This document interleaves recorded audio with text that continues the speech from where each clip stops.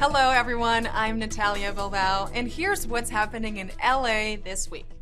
California recently celebrated Climate Action Week, and in recognition of water conservation awareness, Mayor Eric Garcetti, the LA Department of Water and Power, and state officials dropped by a quiet street in Eagle Rock to share some useful information and a free gardening demonstration. Take a look.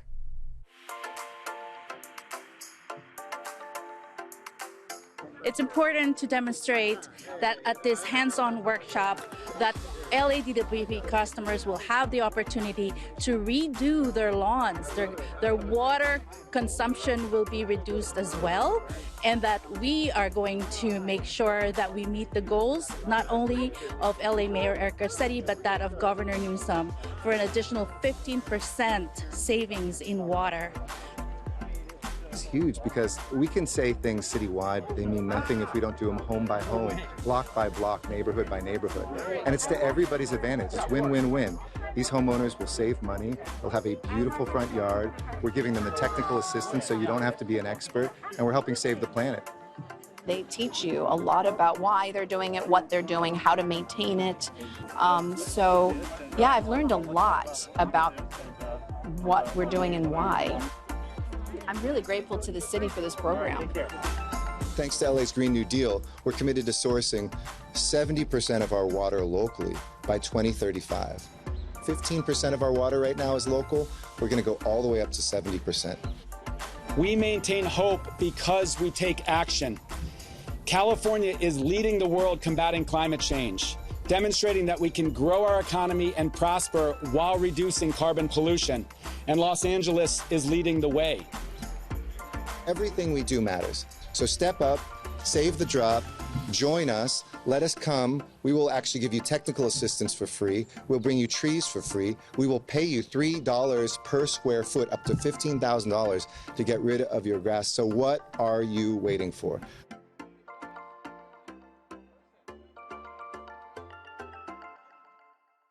There's a new green space for kids in Council District 1. Councilmember Gil Cedillo was joined by LAPD and community leaders in cutting the ribbon on a new playground in MacArthur Park. 4, 3, 2, 1. All of us here tonight are here for one reason, for our children. Our children are our vision of a better future, a future in which all of us live together equally, with dignity and with respect, with shared prosperity. Every green space we can afford for our children is beneficial. Over the last years, we have seen the degradation of this area because of the sand and the equipment. But bringing in new equipment, making a soft play area for the kids is going to make it that much safer for them. Antes los traía, pero ahorita le digo a mi hija, pues cuando salgas de la escuela te traigo un ratito, le digo, porque se ve más bonito, más atractivo para ellos y a ellos les gusta.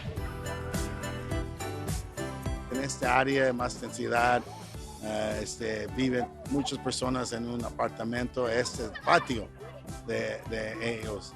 Y es un lugar donde los niños pueden jugar con seguridad, en paz.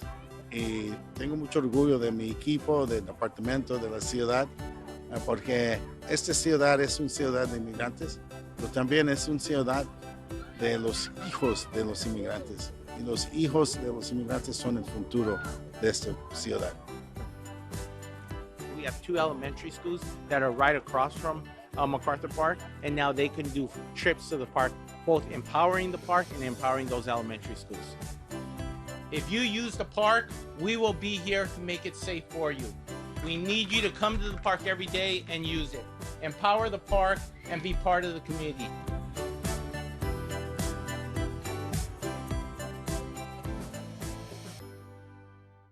Volunteers Cleaning Communities is an East Valley organization dedicated to helping make the world a better, cleaner, environmental-friendly, litter-free place. Recently, they got some help from council member John Lee for their latest cleanup event in Kiln Canyon Park. Take a look. We're ready to go!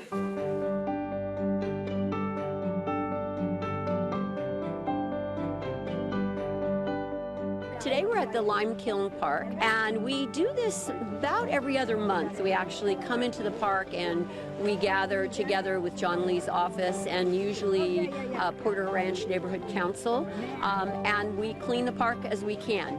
Just going around some of our trails, picking up some of the trash, and just keeping Council District 12 as beautiful as it is. This is one of the greatest things about Council District 12 that we have that many other districts don't have.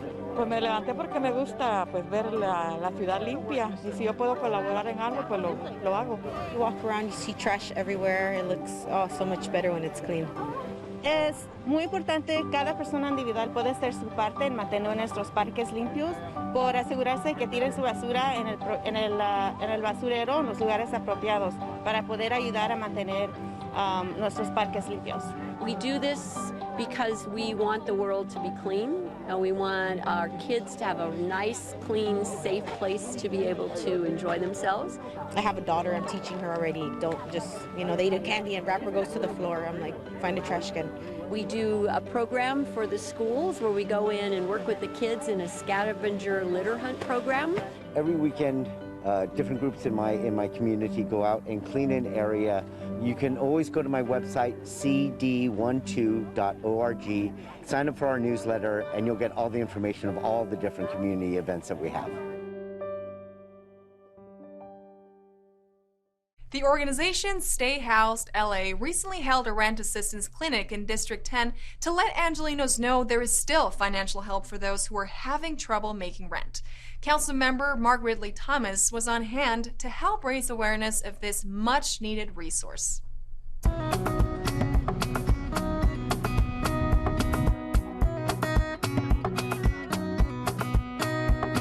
Today we're doing a rental assistance clinic. We've already assisted over 50 people with their applications. This is about securing safe, affordable environments for constituents who are tenants. This is the way we make Los Angeles what it can be. This is the way we support families. During the pandemic, it's been quite a struggle for me as far as work, and me not being able to work has also affected me being able to get transportation. So it's very hard, and not only that, but the price of living out here is just extremely high. So it can be complex, and that's why we're here to help people today, and that's what we're doing on the phones with people as well. So some of the documents you need are your income, your taxes, your IDs. I have seen a lot of single parents. I've seen a lot of elders. I've seen folks with disabilities, and a lot of children coming with their families.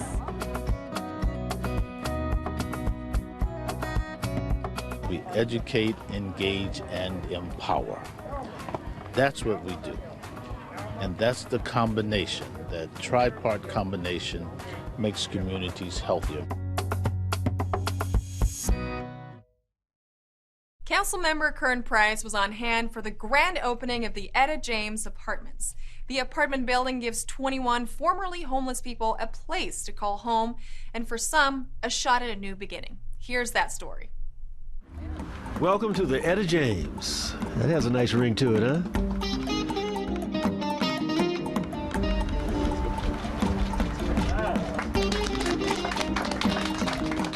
Mr. Rogers says it best. It's a beautiful day in the neighborhood, and that's what today is. The building itself houses 21 formerly chronically homeless folks, and now that they've entered it, we've been able to maintain their housing here in a way that is like a mutually beneficial project. Helps us, helps them, helps the community.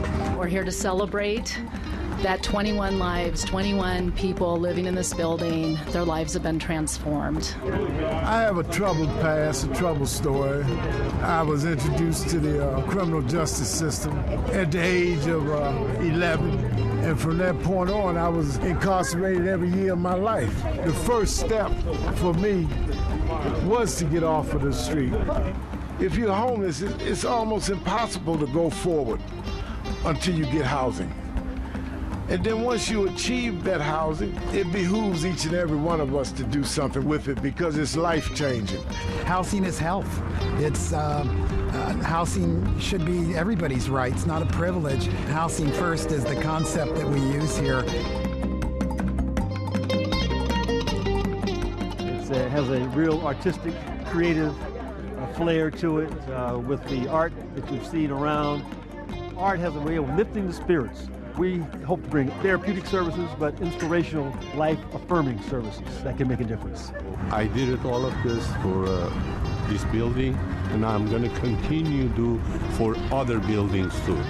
It's a housing model utilizing private dollars to build affordable housing with the wraparound services of homeless health care. It's not going to be just 5 or 6 or 7 projects over the next 7 years. It's going to be a total of 34 projects impacting 1,800 individuals and changing their lives. It brings me great honor to say that to all the residents here at the Etta James, welcome home. At last. Well, I just had to say it again. At last. Yeah, some of you know what I'm talking about.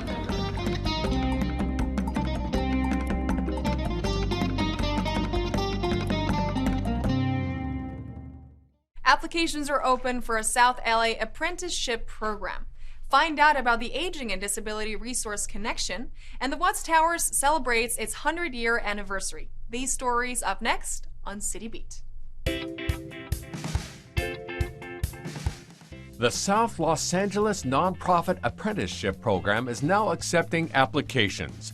This apprenticeship is designed to help young adult participants develop leadership skills in Council District 9.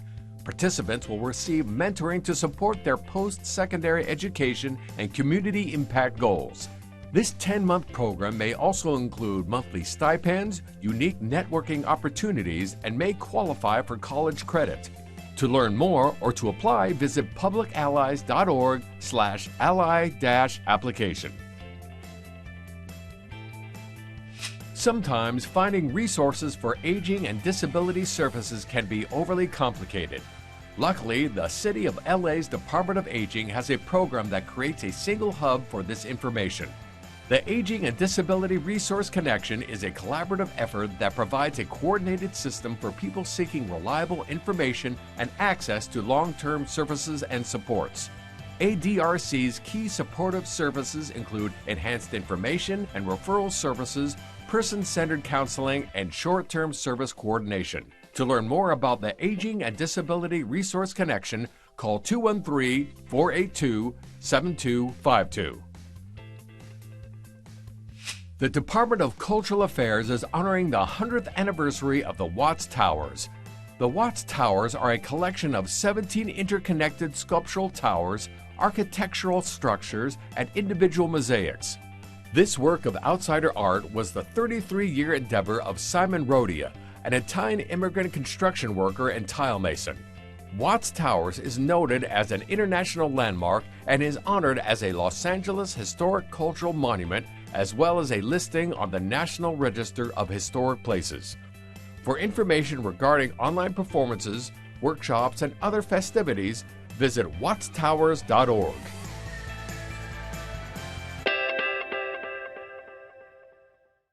Channel 35 continues its recognition of National Hispanic Heritage Month with another in-depth and heartfelt interview from a member of our city council. This week, Councilwoman Monica Rodriguez shares her personal thoughts on the achievements and sacrifices of Latino families.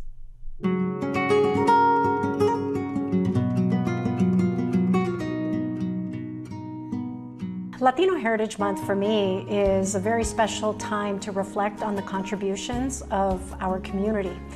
You know, I'm first generation American of Mexican descent. My parents were both born in Mexico.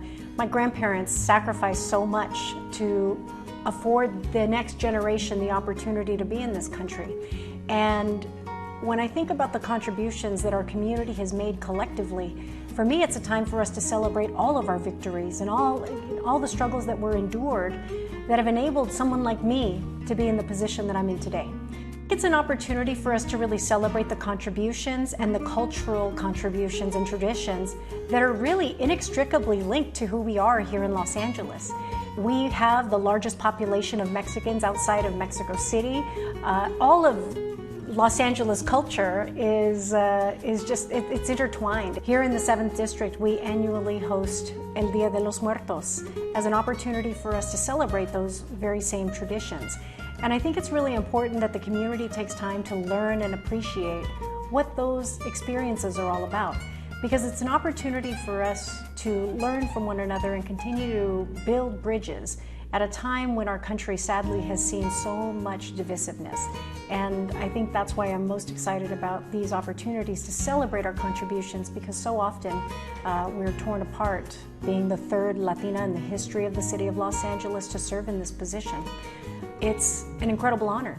And when I think about the incredible privilege I have, I think about the sacrifices my grandparents and my parents made that afforded me this opportunity today. And so for that, I'm grateful.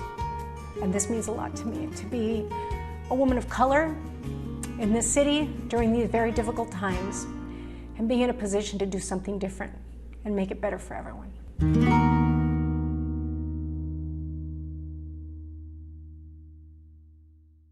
The Academy Museum of Motion Pictures will be the largest institution in the United States devoted to the arts, sciences, and artists of movie making. And while it's shocking to think that Los Angeles has never had such a comprehensive film museum, the first of its kind will open their doors soon. Channel 35 got a peek at the wonders that await cinephiles of all ages. Check this out. I can tell you everybody who works in the movies wants to see this place.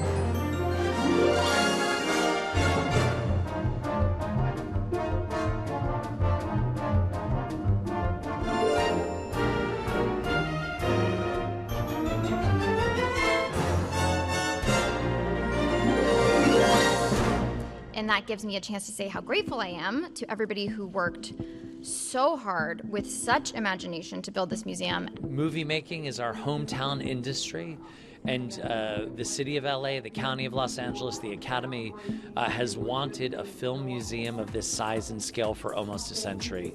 And we couldn't be more thrilled to open to the public on September 30th. This museum, the Academy Museum of Motion Pictures, is important because it's the first museum of its kind in Los Angeles. If you've grown up loving movies and want to find out the story behind them, visit our museum.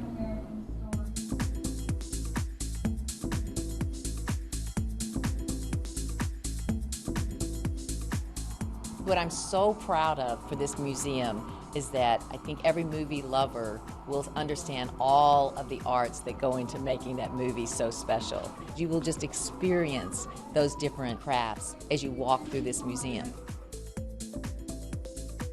It's such a comprehensive look at all of the aspects of filmmaking. We are especially interested to have young people come and learn about all the different aspects of filmmaking. There's something for everyone here. Academy members, film artists, film lovers, adults, children. You'll find something that moves you and that delights you and that inspires you, and maybe you'll begin making movies yourself after coming here. We're leaning heavily into telling diverse, equitable, inclusive stories. So many areas of filmmaking will benefit from this institution, in part because we are taking issues of inclusion so seriously.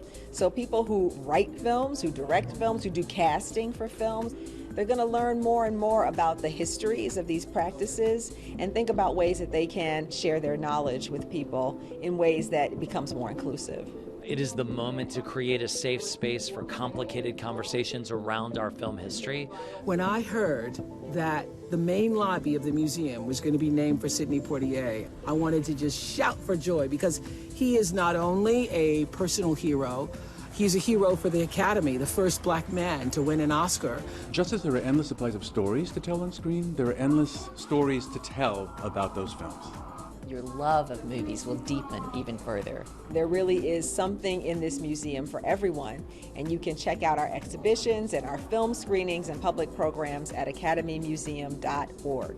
Tickets are on sale. Everyone 17 and under gets in for free. Please join us. To paraphrase the words of Han Solo as he approached the Death Star, I have a good feeling about this. The Los Angeles Department of Sanitation has come up with a clever way to reduce the congestion of our landfills. The idea also supports a downtown soup kitchen that's providing meals for the unhoused.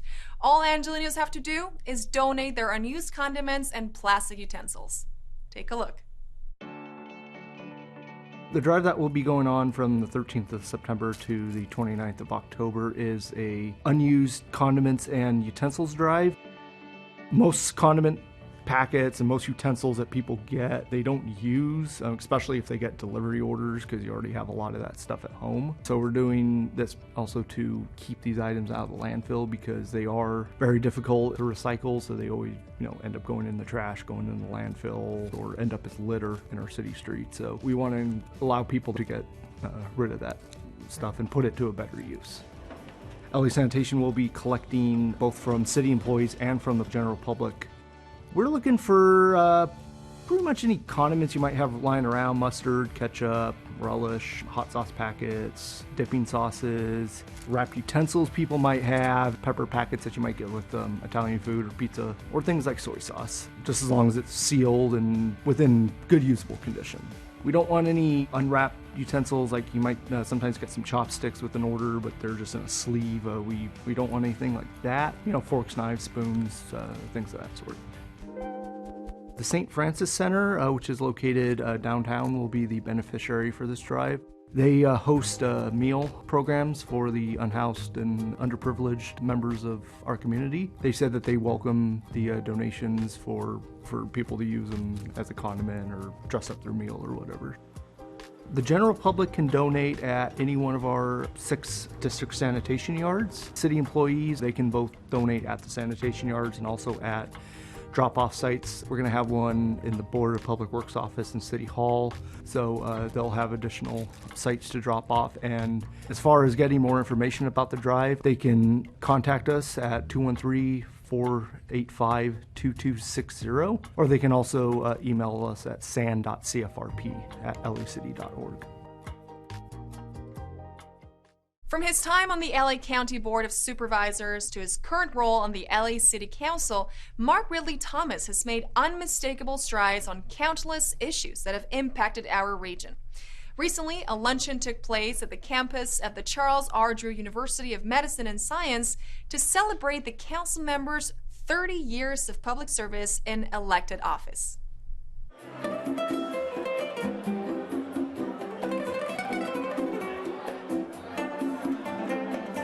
Mark Ridley Thomas is really an icon in South Los Angeles.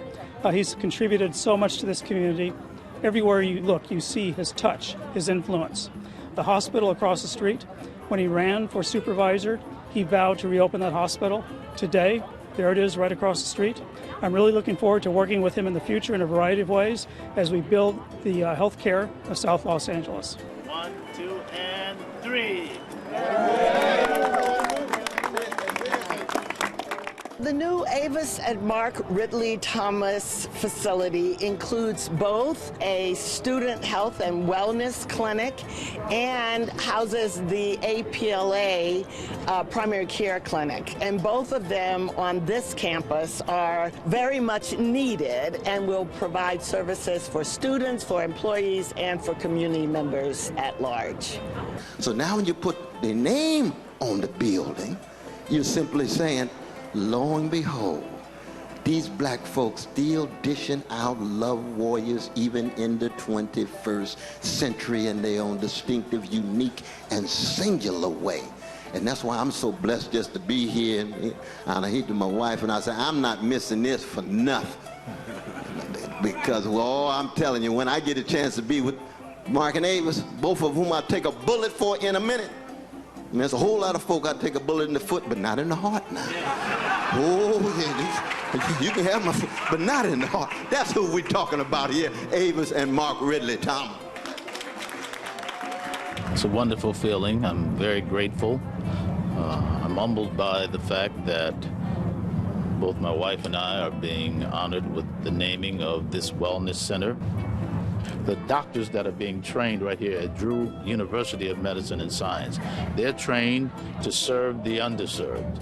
a disproportionate number of people who suffer from COVID-19 are African American and Latino. We know that data.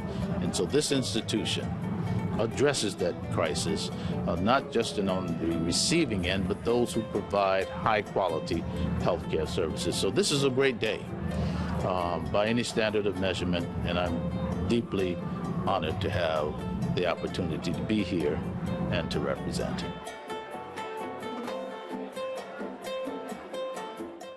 In our featured story this week, Kevin DeLeon discusses equity and solutions to LA's homelessness issue.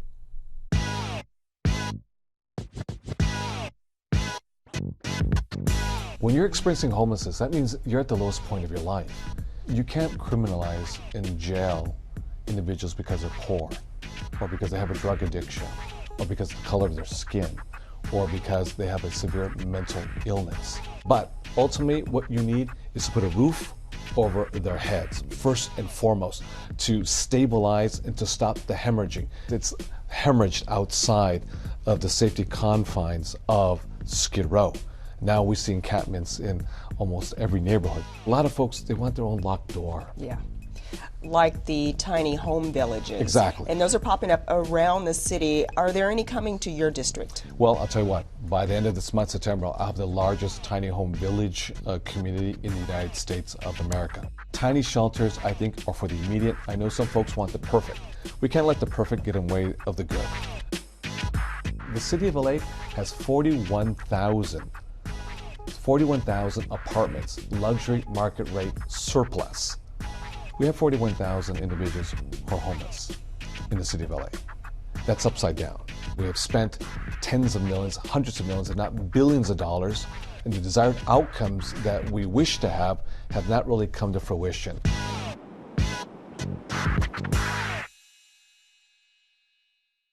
Take an online class with the William Grant Still Arts Center. Get your groove on at Gil Cedillo's Latin Jazz and Music Festival, or learn about LA's birthplace on an El Pueblo tour. All this up next on Things to Do. The William Grant Still Arts Center is happy to announce their after-school online arts and music fall program. Free classes will be offered on musical skills, African martial arts, and line dancing. There's other options as well, so make sure to check out their social media sites for more info. The William Grant Still Arts Center free after-school arts and music program runs October 18th through December 10th. To participate, send an email to monica.bailey@lacity.org to receive a registration form. Join your fellow Angelinos for a weekend of music and fun at Councilmember Gilbert Cedillo's 8th Annual Latin Jazz and Music Festival at Sycamore Grove Park. Check out such acts as Azomadli and Little Willie G on Saturday, October 9th, or the Susie Hansen Latin Band and La Sonora Dinamita on Sunday, October 10th. All guests will be required to wear masks and show proof of vaccination. Don't miss this free opportunity to get your groove on. For more information on Councilmember Gilbert Cedillo's 8th Annual Latin Jazz and Music Festival, call 323-550-1538 or visit gilcedillo.com. El Pueblo Historical Monument on-site tours have returned. El Pueblo is excited to once again host free in-person tours of the history of El Pueblo and the America Tropical Interpretive Center. El Pueblo will also continue to offer free facilitated digital tours, which includes the historical women of El Pueblo. In-person and digital tours are now being offered Tuesday through Thursday at 10 a.m., 11 a.m., and 12 p.m. Get to know El Pueblo, the birthplace of Los Angeles. To find out more about El Pueblo Historical Monument Tours, call 213-628-1274 or email eptours@lacity.org. And that's a look at some things to do.